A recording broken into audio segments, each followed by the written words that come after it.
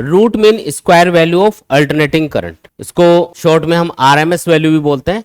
अब ये क्या चीज है, मान लो दो अलग अलग सर्किट हैं, इसको समझते हैं थोड़ा, जिनमें आपने सेम रेजिस्टेंस कनेक्ट किया हुआ है, लेकिन जो पहला सर्किट है उसमें एक एसी करंट सोर्स लगा रखा है जिसकी वैल्यू है I equal to I naught sine omega T, और जो दूसरे वाला सर्किट है उसमें सेम रेजिस्टेंस कनेक्टेड है लेकिन उसमें आपने एक डीसी वोल्टेज सोर्स कनेक्ट किया हुआ है।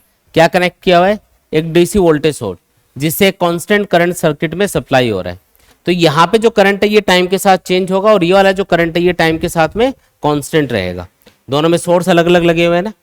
अब देखो अल्टरनेटिंग करंट की जो रूट मीन स्क्वायर वैल्यू होती है, कौन सी value? Root mean square value, ये उस कांस्टेंट करंट के बराबर मानी जाती है जो सेम सर्किट में सेम टाइम इंटरवल में सेम हीट प्रोड्यूस करता हो। जब भी किसी रेजिस्टेंस में से करंट पास होगा तो वो हीट प्रोड्यूस करेगा। तो अल्टरनेटिंग करंट की रूट मीन स्क्वायर वैल्यू उस कांस्टेंट करंट के बराबर मानी जाती है जो सेम रेजिस्टेंस में या सेम सर्किट में सेम टाइम इंटरवल में सेम हीट सप्लाई करता हो। क्या करता हो?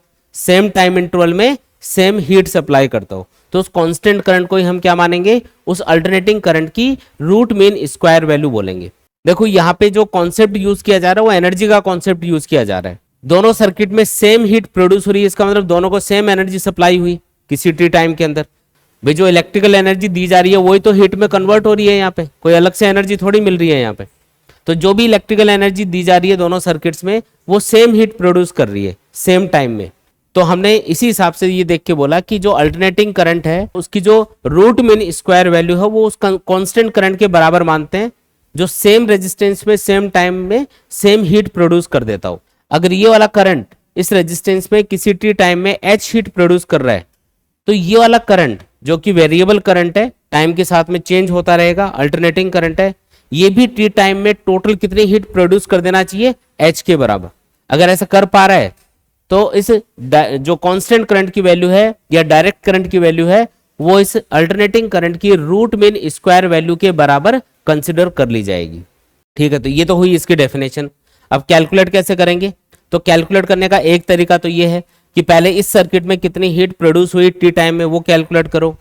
दूसरा, इस वाले सर्किट में वेरिएबल करंट सप्लाई किया जा रहा है और उससे कितनी हीट प्रोड्यूस हो रही है टी टाइम के अंदर वो कैलकुलेट करो। फिर दोनों हीट को बराबर पुट करके सॉल्व करो तो उससे अपने पास करंट की, अल्टरनेटिंग करंट की रूट मीन स्क्वायर वैल्यू निकल के आ जाएगी आई नोट की टर्म्स में।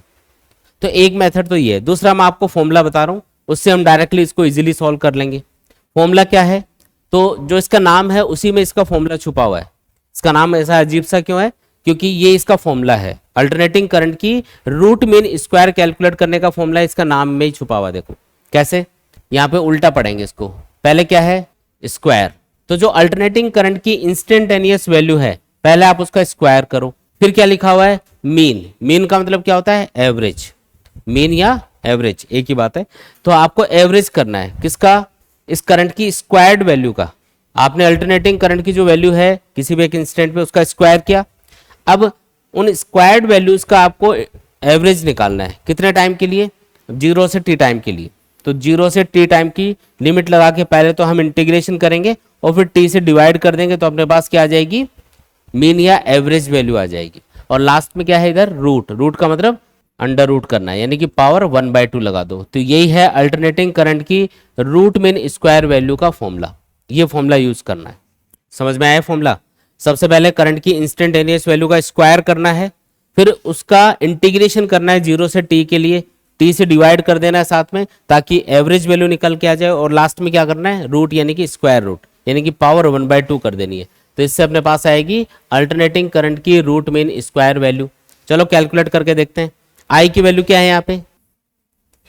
आई नोट साइन ओमेगा टी, और उसका स्क्वायर करना है तो हो जाएगा I naught square sine square omega t d T.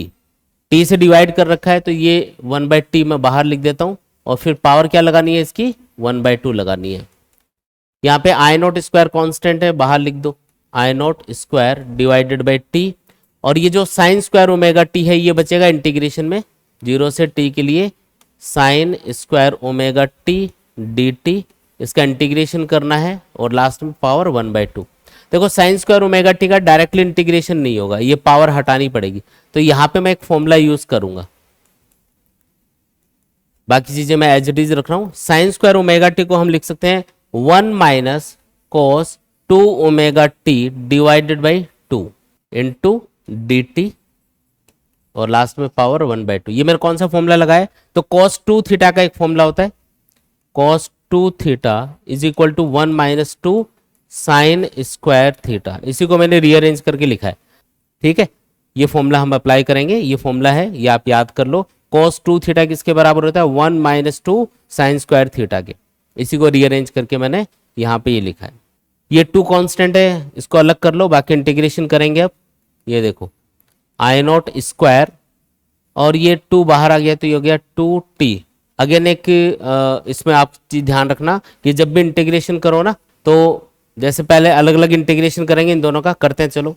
पहले 1 का इंटीग्रेशन टाइम के रेस्पेक्ट में कर रहे हो तो t आएगा माइनस, ये 2 तो बाहर लिख ही चुके हैं। cos 2 ओमेगा टी का आपको इंटीग्रेशन करना है, ये होता है sin 2 omega T, sin 2 omega T, और जो t का मल्टीपल है वो अपॉन में लिखना है, यानी कि 2 ओमेगा नीचे आ जाएगा।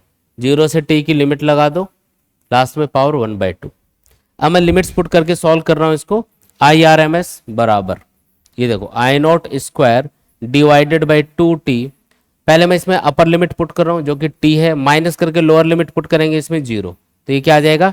t माइनस 0, फिर माइनस आएगा, फिर 1/2 ओमेगा आएगा, फिर इसमें आप अपर लिमिट पुट करो तो ये आएगा sine 2 omega capital T minus, और फिर लोअर लिमिट पुट करो तो ये आएगा साइन 0,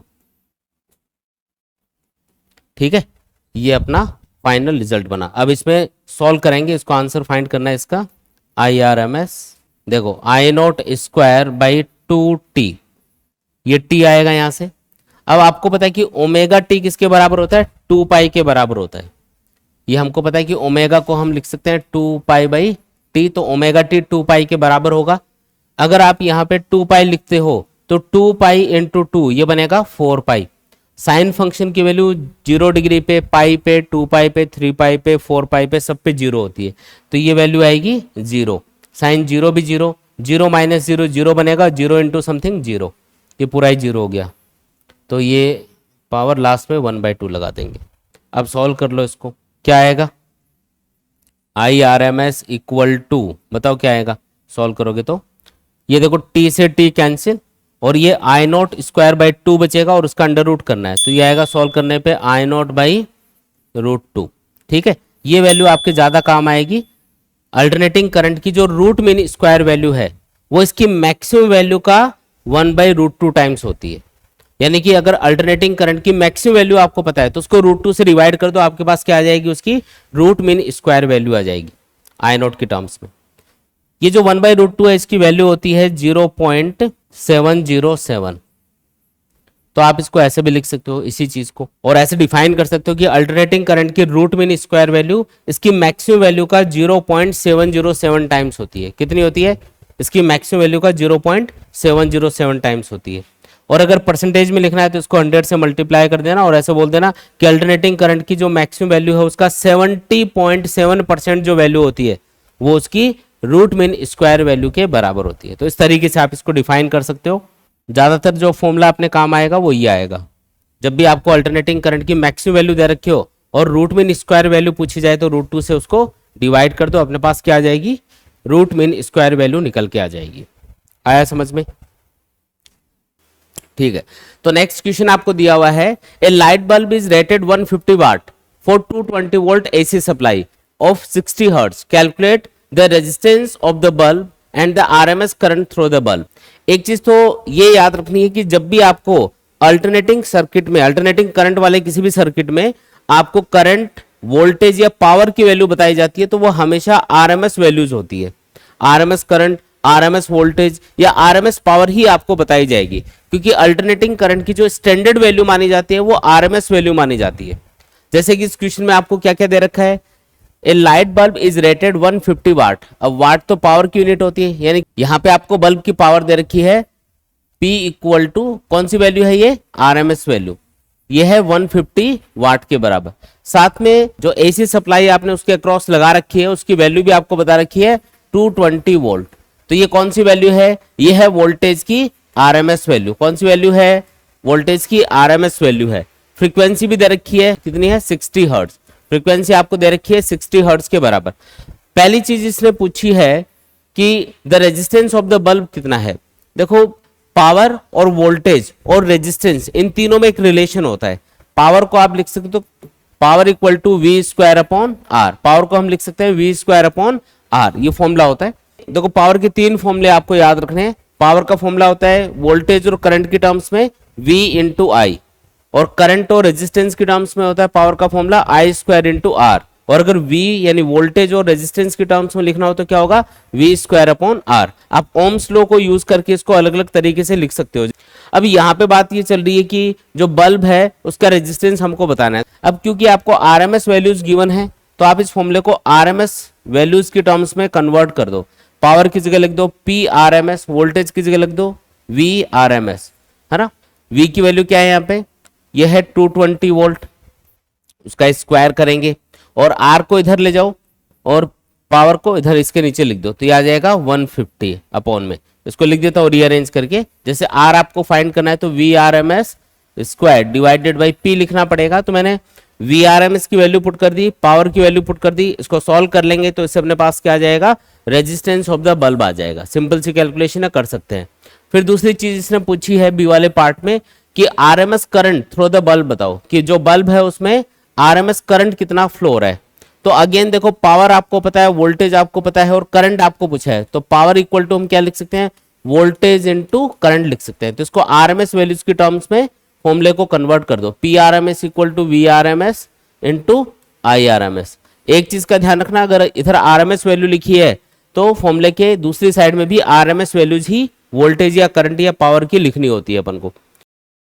आपको पूछा है IRMS कितना होगा, तो IRMS इक्वल टू हम लिखेंगे PRMS divided by VRMS। Power कितनी है 150 वाट, ठीक है, और VRMS कितना दे रखा है 220 वोल्ट। तो इससे हम क्या कैलकुलेट कर सकते हैं, IRMS, है ना। इससे जो भी आएगा वो आपका RMS करंट होगा जो बल्ब के थ्रू फ्लो हो रहा होगा। ठीक है, बिल्कुल आसान कैलकुलेशन है, कर लोगे कंप्लीट इसको।